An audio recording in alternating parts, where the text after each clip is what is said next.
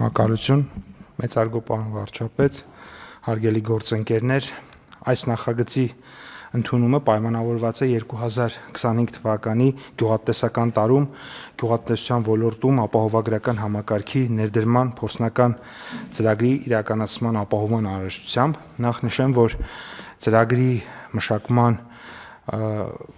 աշխատանքներում ներգրավված են եղել ոչ միայն էկոնոմիկայի նախարարությունը, այլև կենտրոնական բանկը, գյուղապահովագրության հիմնադրամը եւ Հայաստանում գործունեություն ծավալող ապահովագրական ընկերությունների հետ ենք իհարկե աշխատանք իրականացրել, որովհետեւ մեծ հաշվով հողի վրա իրենք հենց պետք է իրականացնեն այդ ապահովագրությունը։ Գյուղատնտեսության ապահովագրության ծրագրում արդեն իսկ հայտնի է, սրա մասին խոսել ենք, առաջացել էին մի շարք խնդիրներ, որոնք կապված էին վնասաբերության բարձր մակարդակի, վերահապահովագրական կազմակերպության հայկական շուկայի ելքի եւ KfW-ի կողմից համաֆինանսավորման հետ։ Եվ քանի որ գյուղատնտեսության ապահովագրության ոլորտում վերահապահովագրական կազմակերպությունը վնասաբերության շատ բարձր մակարդակ է ունեցել եւ դուրս էր եկել հայկական շուկայից, ինչպես 24 թվականին, նախորդ տարի այնպես էլ 25 թվականին գյուղացիական տնտեսությունների ապահովագրությունը հասանելի դարձնելու համար Հայաստանի Հանրապետության կառավարությունը ինչպես 24-ին էր իր վրա վերցրել, այնպես էլ այս տարի է իր վրա վերցնում ռիսկերի մեղման մի զգալի մասը։ Այն է, եթե վնասաբերությունը գերազանցի ապահովագրական ընկերությունների կողմից հավաքագրված ապահովագրավճարի 200%-ը, ապա կառավարությունը այդ բեռը կվերցնի իր վրա լրացուցիչ մասը, փոխհատուցելով ընդհանուր հավաքագրված ապահովագրավճարի հանրագումարի 200%-ի չափը գերազանցող տնտեսվարողներին փոխհատուցված ապահովագրական հատուցումների գումարը, այսինքն եթե մինչև 200% եղավ, դա ապահովագրական ընկերությունները իրենց միջոցներով դա կանեն, դրանից ավել կառավարությունը կաջակցի արդեն ապահովագրական ընկերություններին։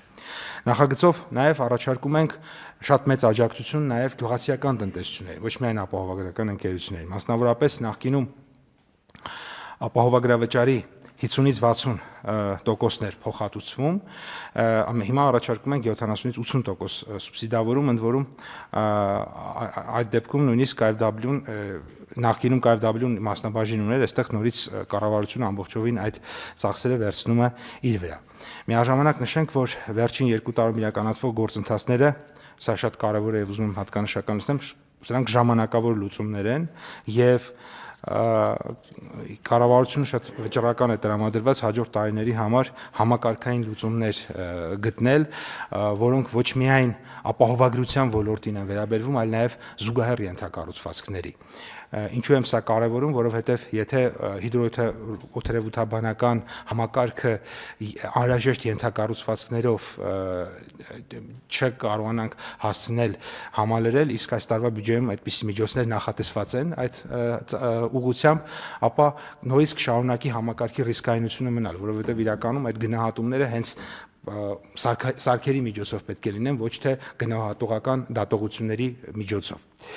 Այս պահին ծրագրին մասնակցում են 3 ապահովագրական ընկերություններ՝ Ingo Armenian, Liga Insurance-ը, Silva Insurance-ը, աշխատանքներ ենք տարում, որպեսզի մյուս ընկերությունները եւս հնարավորության դեպքում մասնակցեն։ Որոշակի փոփոխություններ են տեղի ունեցել ապահովագրվող մշակաբույսերի կազմում, եթե նախորդ տարի ծիրանը եւ խաղողը չէինք ապահովագրում, ապա այս տարի կապահովագրենք, կլինեն մշակաբույսեր, որոնց համար բոլոր ռիսկերը հասանելի չեն լինի, մասնավորապես հացահատիկային մշակաբույսերի համար ցորեն, գարի, վարսակ հասանելի կլինի միայն երաշտի ռիսկից ապահովագրությունը։ 25 թվականին կապահովագրվեն 13 մշակաբույս՝ խաղող, ծիրան, դեղց, կարտոֆիլ, սալոր, խնձոր, բալ, կեռաս, ձմերուկ, սեղ, ցորեն, գարի, վարսակ 4 ռիսկերից՝ կանոնային սրտահարություն, երաշտ, կարոտահարություն եւ հրդեհ։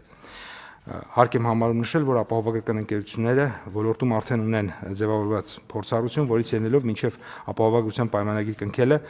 առավել հետևողական կլինեն ապահովագրվող տարածքներում տեղազնության իրականացման գործընթացին եւ ապահովագրվող տարածքների ընտրությանը, եւ ուզում եմ սա հատուկ նշել, սա ըստ էության ի օգուտ է մեր տնտեսվարողների, որովհետեւ մեր խնդիրների մի զգալի մասը առաջացել է հենց նման հարցերից, երբ ոչ բարեխիղճ տնտեսվարողների պատճառով ի վերջո բարեխիղճ տնտեսվարողները նաեւ տուժեցին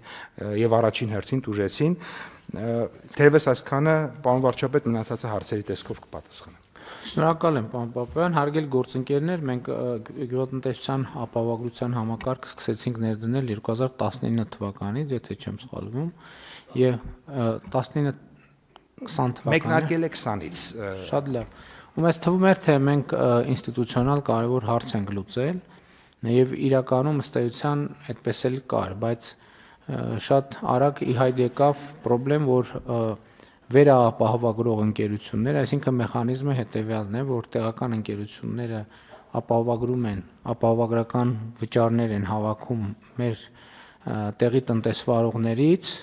եւ իրենք էլ իրենց ռիսկերը օտարերկրյա որևէ կազմակերպության հետ ապահովագրություն են գնում իրենց հերթին նրանցից։ Եվ ստացվեց այնպես, որ եթե ես տերմինաբանությունը սխալ օգտագործեմ, խնդրում եմ ինձ ուղղել, որ վերաապահովագրող ընկերությունը որոշակի ռիսկեր էր տեսել կամ իր ծախսերի պլանավորած հատվածից չափից ավելի մեծ ծախսեր էր իրականացրել, այդ թվում որոշ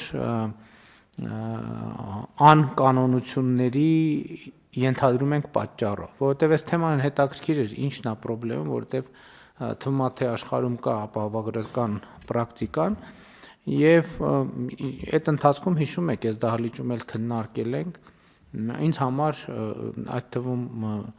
գյուղացիների հետ շփումներից շատ տարօրինակ փաստերի հայտ եկան, որ իմ մտքով չէր անցնի, որ այնուամենայնիվ այստեղ էլ մենք դուք էլ խոսեցիք, ակնարկեցիք ոչ բարեխիղճ տնտեսվարողների մասին, որ որոշակի չարաշահումներ չասեմ, բայց ինչ որ բանաձևեր են գտնվում, որի արդյունքում, եթե ճիշտ է այս տեղեկատվությունը, որի արդյունքում ստացվում է, որ մեխանիզմը ձևավորվել, որ ոչ թե հողը մշակել բերք ստանալն է նպատակը, այլ հողը ապահովագրել, ապահովագրական վճար ստանալն է նպատակը։ Եվ երբ որ դուք խոսում եք ինստիտուցիոնալ բարեփոխումների մասին, մենք այս ինստիտուցիոնալ բարեփոխում ասելով այս հատվածն էլ պիտի հասկանանք։ Տեսեք, մենք անընդհատ երբ որ սա իրականում գաղափարախոսական հարց է, որովհետև երբ որ գործիքը ստեղծվում է, մենք պետքա ջանք գործադրենք, որ մեր սիրելի քաղաքացիներ հասկանան, որ դա իրանց համար է։ Ու մենք այստեղ անընդհատ այդ խնդրեմը ունենում ենք, երբ որ մենք այսպես բարի նպատակադրումներով բարեփոխումներ ենք անում, հետո ստիպված ենք լինում հետ պտտել։ Այդ բարեփոխումը, որովհետև մի պարզ բանի պատճառով, որ ստացվում է, որ առնվազն մենք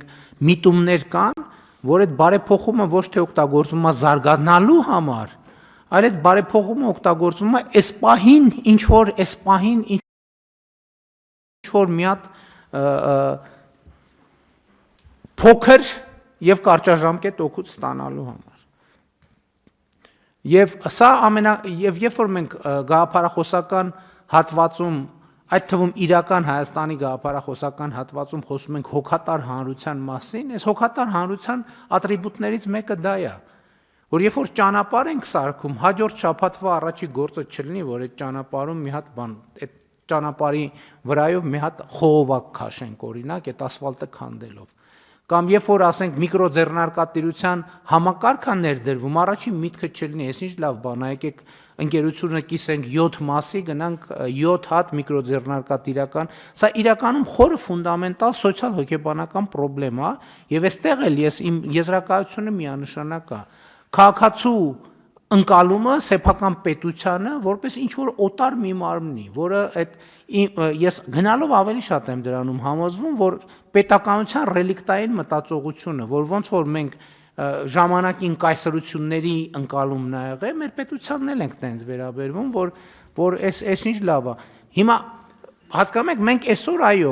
ջանք ենք գործադրում, պետք է ասել հետեւյալը, որ հիմա մենք փորձում ենք ապահովագրական գյուղ ապահովագրության համակարգը Հայաստանի Հանրապետությունում փրկել։ Ինչ ենք ուզում փրկել։ Որովհետև այդ ապահովագրության համակարգի ներդրումը բերել է ինչ-որ անառողջ պրոցեսների։ Պարզվում է տեղերկա մարդիկ գինեն, որ ամեն տարի այնտեղ կարկուտ է գալիս, գնում ապահովագրում են